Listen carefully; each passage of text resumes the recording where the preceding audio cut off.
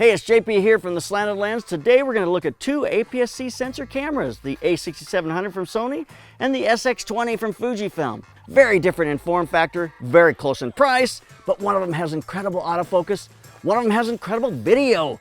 It's just amazing to look at. One of them has a picture that you would die for. So let's look at which one of these cameras matches you and is best for what you want to shoot. Let's take a look at these two APS-c sensor cameras. Let's go. Let's take a look at the features of these two cameras and see how they compare with one another. They're both mid-range APS-c sensor cameras. The Sony has a crop factor of 1.5, which you don't really have a crop factor on the Fuji because they don't make full-frame lenses that go on Fuji cameras. But if you're using a full-frame lens on the Sony, it's 1.5. They're both 26 megapixels, 26, 26.1, basically head-to-head when it comes to megapixels. Price-wise, the Sony is about $100 more than the Fuji, coming in at $13.99, whereas the Fuji is at $12.99. The Sony has 14-bit depth, whereas the Fujifilm has 16-bit depth. Let's take a look at the image quality test. You know, when I first look at the color, I set them both at 5200 degrees, and the Fuji is definitely a little more on the magenta side, and the Sony is a little more on the yellow side, but just slightly. They're very close to one another. I mean, the color quality on these two cameras are very similar. I think the Fuji is a little more saturated and a little nicer looking. I feel like the Sony, when you're shooting it, is not quite as fun to shoot because you're looking at the picture and the image is not as saturated and as nice looking as you see on the Fuji camera. When I punch these up and we just look at sheer sharpness, the Sony is definitely sharper. We see just a little more detail, it's a little sharper, and that image quality is just a little bit sharper. I mean, case can be made for that little bit of softness you see on Fuji, but when it looks at just sheer sharpness, it's definitely the Sony. So there's a look at the picture quality test. There's the image quality test, and there's a couple of things going on there that are kind of pushing and pulling each way.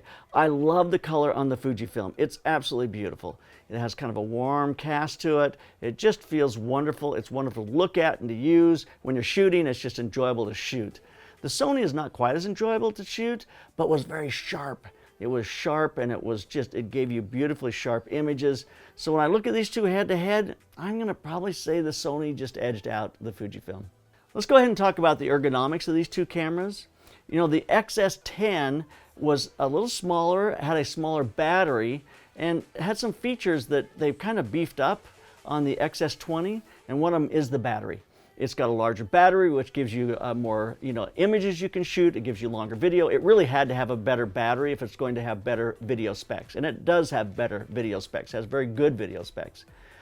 Interestingly enough, it's more along kind of what's typical for a mirrorless camera today. You have the front and back dial. A lot of your features are inside the menus. You're not getting that kind of typical Fuji film, a dial for your aperture, dial for your shutter, kind of the old style working with DSLR cameras. This is really more of a video or a mirrorless kind of application. It is a little larger, has that large grip on the side to be able to get a hold of. Interestingly enough, though, when you compare that to the A6700, the A6700 really is a form factor that it is in a world in and of itself. It's meant to be small, compact, really easy to put in a bag. It is definitely physically, the camera, smaller than the Fujifilm X-S20, but they weigh the same. They're about 1.1 pounds, and so even though it may look slightly smaller, they weigh exactly the same. So if you're looking at ease of use and carrying, I think the Sony is a little smaller, a little more compact. The Sony has added a back wheel, which has been really good and needed in the 6000 series, so it allows you to have access to the back. You do have the little joystick on the back of the XS20, but it's kind of hard for me to use. It's just a little tiny thing. Maybe my thumbs are too old and too calloused, but I have a hard time using it. Ergonomically, these two are very similar in that they're really vying for a small, compact, portable, travel type camera. Both of these cameras have a single SD card slot, but they're both made for the V90 or the UHS-2 cards, so you're going to get fast card speed reads. It's going to make it quicker to buffer. Everything about that's going to be very helpful. So both these cameras have that SD card slot. Both of these cameras have a 3-inch articulated touch screen, LCD screen, but the Sony is not quite as, doesn't have as many dots. It has 1,030,000 dots, whereas the Fujifilm has 1,840,000 dots. And that gives you a cleaner image on the back of the Fujifilm. You can see that difference when you put them side by side. These two cameras have very comparable EVFs. I do find it a little difficult with the Sony to get my eye over there and to work that EVF on the side, whereas the Fujifilm is right in the middle, it's where you expect it, but it is very small to get access to and to get your eye into it. But when it comes to dot resolution, you got 2,350,000 dot and you got 2,360,000 dots. So they're very, very similar. It's just a matter of ease of use and being able to get your eye up to it, and I think the Fujifilm is a little easier to get your eye up to that EVF and to be able to use it. Autofocus is always a big deal when it comes to the camera you choose, and with these two cameras they are very different in some ways. The Sony has a 759 points for photo, which means you're covering most of your sensor, and so you can get that autofocus into the corners really easily, and 495 points for video. Whereas the Fujifilm X-S20 has 117 autofocus points, and it's using both phase detect and contrast detect. So let's take a look at those images. Let's take a look at some images and just see how it works when it comes to autofocus. All right, when we look at the autofocus test, cameras are becoming so good with this. It's really interesting. But when I look at these two cameras head to head, if I shot 40 images here, which she's walking towards me. I did 2 or 3 times. And out of all those images, I did not have an image on the Sony that was out of focus. So out of 40, 0 out of focus. It really was spot on just about every time. Now the Fuji, the X-S20, it had problems at one point, and it was the same spot. There's that transition area, which is always hard when you get into transition to full body into kind of a waist up. It lost one there, and then it would lose one when it got closer, when it already had the focus. So I thought that was interesting. But again, out of 30, I lost 2. So it really, I lost 2 out of 30, whereas with the Sony, I didn't lose any. So the Sony definitely has a superior autofocus, but when I say superior, we're talking about 98% versus 100. So pretty close. So there's a look at the images with autofocus. The Sony definitely edged out the Fuji because it was on every single time. The Fuji was having a hard time, losing 2 to 4 images each time I'd shoot the test out of 30 or 40. And so really the Sony edged out the Fuji when it comes to autofocus for stills. So let's take a look at continuous shooting. The Sony a6700 will give you 11 frames per second, up to 59 raw images, but 1,000 JPEGs. That's pretty amazing. Whereas the Fujifilm will only give you 8 frames per second, up to 35 raw images, so it doesn't give you as many raw images as you get with the Sony, but it will give you unlimited JPEGs. You can just keep shooting forever, and you can just keep shooting forever if you're shooting JPEGs. But when it comes to RAW, you don't have as many RAWs you can shoot before it buffers out. When it comes to the electronic shutter, the A67 is still 11 frames per second. It does give you the ability to go to higher shutter speed in that electronic shutter. But it's going to give you 59 RAW, same, and 1,000 in the JPEG. So very much the same in electronic or mechanical. The only advantage with the electronic, with the a6700, is you do have faster shutter speeds, like up to 1/8,000th of a second. Now the Fuji has 20 frames a second in that electronic shutter, but only 28 RAW, up to 28 RAW, or 256 JPEGs. So you can shoot more frames per second, but it's going to buffer out at 256 JPEGs or 28 RAWs. So you basically get a second worth of raw images on the Fujifilm in electronic shutter before it's going to have to rebuffer. You can go to 30 frames a second electronic shutter on the Fujifilm, but it's going to give you a slight crop. So that becomes a push and a pull. It's a little better here for frames per second, but it's going to give you unlimited JPEGs. You can go to 30 frames a second, but it buffers out. So basically, I think these two are head-to-head when it comes to frames per second continuous shooting. My name is Rob Verdi, and I love to play the saxophone. What really makes the magic for me is when there's a little girl that has a birthday pin on, and she's just gleaming. And she wants that attention, and I'll go down on one knee and I'll play happy birthday for her. And that will make it for her and make it for me. I also do a lot of things where I visit assisted living centers, and I'm playing swing music of the 30s and 40s, and that means something to them. You know, of course, as a musician, I'm flying a lot, and I've got a contoured SKB case for this that fits in the overhead, and that is so valuable to me because the traditional sax cases have to be checked as luggage. I'm not letting some guy named Vito take this horn underneath. It goes right above my head in the overhead because of the contoured design of the SKB case. Perfect. Let's take a look at the autofocus video test. When it comes to video autofocus with these two cameras, look at this. You see the Fujifilm, you see the Sony. They kind of both, I mean, they're both very good actually. I was very impressed with how they held the focus. There's just a point in there where you see a little bit of focus shift when she comes towards you. As far as usable clip, absolutely. There isn't, both of these clips are very usable. I think the autofocus looked really good in video mode. When I look at these two clips, the video autofocus is very much the same. It really is. They're both very good. I was surprised at how well these two cameras did with each other. I think the Sony did edge out the Fujifilm just slightly, but it's very slight. You see them tracking very easily. You see the person turning around. It's a very comfortable kind of focus look. It doesn't ever feel like it's jerking. I thought it looked really good, both these cameras. I'm going to give them a tie when it comes to autofocus in the video mode. All right, let's take a look at video modes. This is a major step up for the XS20 because it really jumps up from the XS10 into some really good video modes and the ability to shoot great video.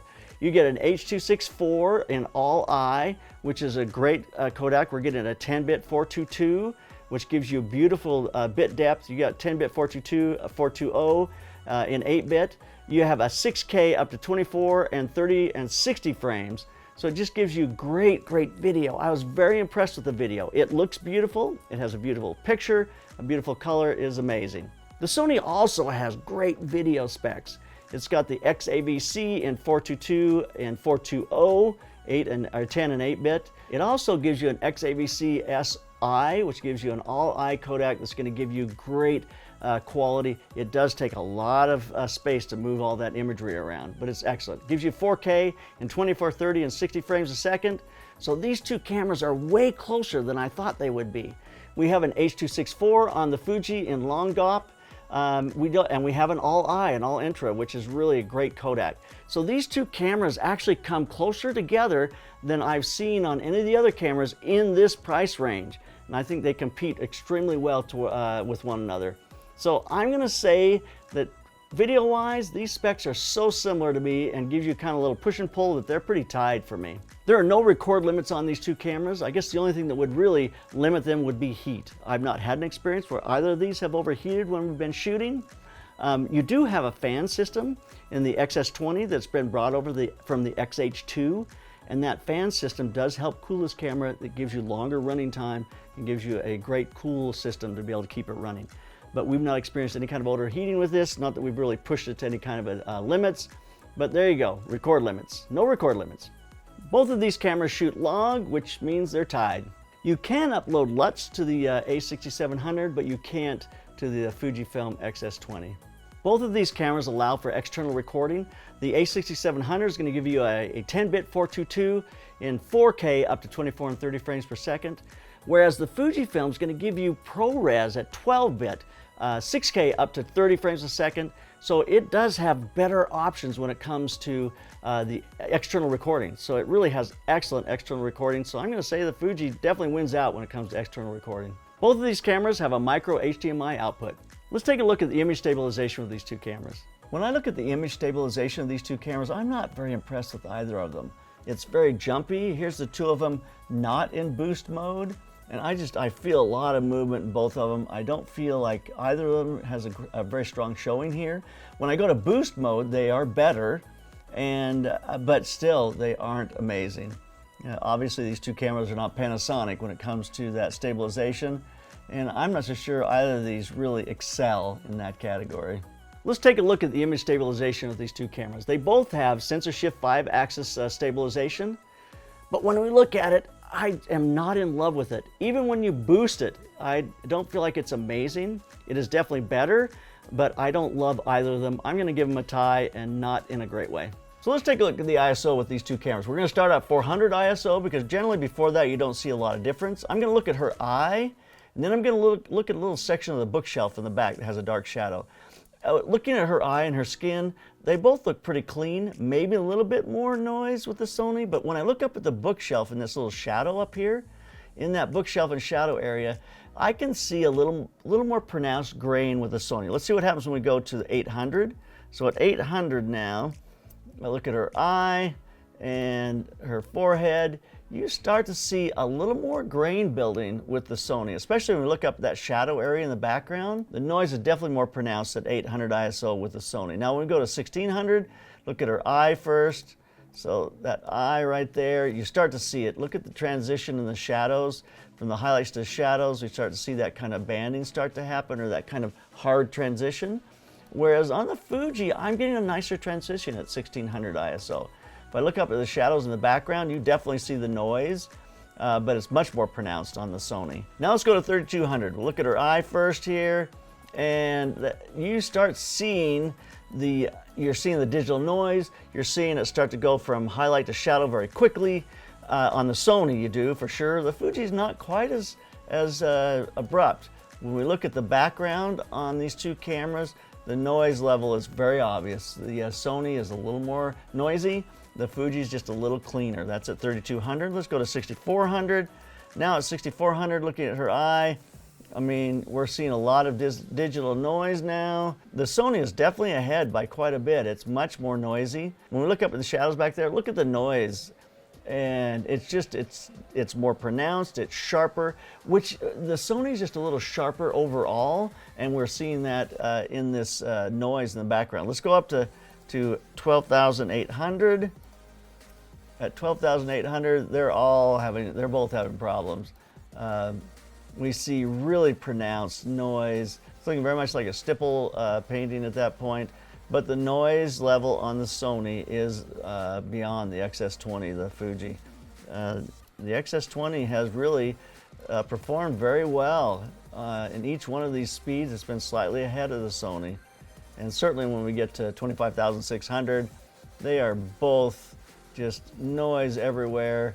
And at that point, they're pretty much the same. I think it's kind of bottom out the same. The Fujifilm did really well. I was pleased with how clean it looked. It really avoided any kind of artifacting and looked almost a stop or more better than the Sony. So we're going to give it to the Fujifilm. All right, let's take a look at the dynamic range here between these two cameras. This first image was shot using a meter at the same exposure. Definitely the Sony is much brighter in the background. We're losing the highlight in the background in this image. But let's jump and take a look at a -1. At a -1, they're pretty similar. The Sony's a little brighter in the background than the Fuji, just slightly. Let's go to -2. Again, the Sony's just a little brighter in the background than the Fuji. The Fuji's holding more of that information outside that window. At -3, again, the Sony's a little brighter in the background, not holding quite as much detail, whereas the Fuji is holding a little more detail. If we look now at -4, we're really underexposure. We take a look here at the digital noise it starts to create at -4. You see the digital noise around her eyes and the skin tones. The color's been pretty consistent, hasn't shifted too badly as we've gone to -4. When we go to +1, these two cameras just are, both of them, really struggling. Actually, I think the Sony's probably at least looking better on her skin tone, and her skin is not shifting quite as much as the Fujifilm. So at +2, neither of these images are usable. The color has really shifted on the Fujifilm, has kind of a yellowish look, starting to posterize. The color's holding a little better on the Sony, but the background of these cameras it's blown out on the Fujifilm, but not quite as much so on the Sony. If we go to +3, again, just the Fujifilm has just gone completely white in the background, whereas the Sony is holding a little bit of detail, teeny bit of detail in the whites back there, but definitely holding more than the Fujifilm. So if we look at these compared to each other, the Sony does a little better on the high end. The Fujifilm does a little better on the low end. The Fuji edged out the Sony. It really did. You saw greater detail in the highlights. It really edged out the Sony. Excellent job, Fuji. My conclusion about these two cameras is that they come in at a great place with great video specs. It's interesting how both these manufacturers are bringing their video specs up, making these respectable video cameras. which makes sense because if you're a vlogger, if you're doing any kind of simple video, these cameras become workable video cameras. Both of them. They are head-to-head when it comes to video specs, and I love the specs that come in each of these cameras. To be able to go to an external recorder, they really make a step towards a higher-end kind of APS-c sensor camera. So I'm pleased with both of them. I think you make a decision on these really based on what world you're in already.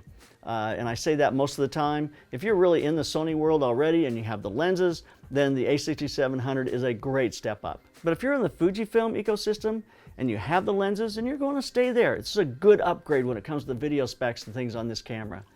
If you're starting out and you're looking for a mid-range APS-c sensor, you're going to have to handle these two cameras to really see what works for you and what feels comfortable to you. You need to put your eye up to the EVF. You need to be able to use the dials and see which one works because they are very different in how they react. In a lot of ways, I like the more traditional mirrorless type camera dials and things on the Fujifilm X-S20. But a lot of people love that 6000 series. So the A6700 really gives you a compact form factor that a lot of people love. Weight-wise, they're the same, which is interesting to me, so they both become a good travel, compact, lightweight camera. I hope you've enjoyed this comparison. If you want to see other things like this, check these out, and keep those cameras rolling and keep on clicking.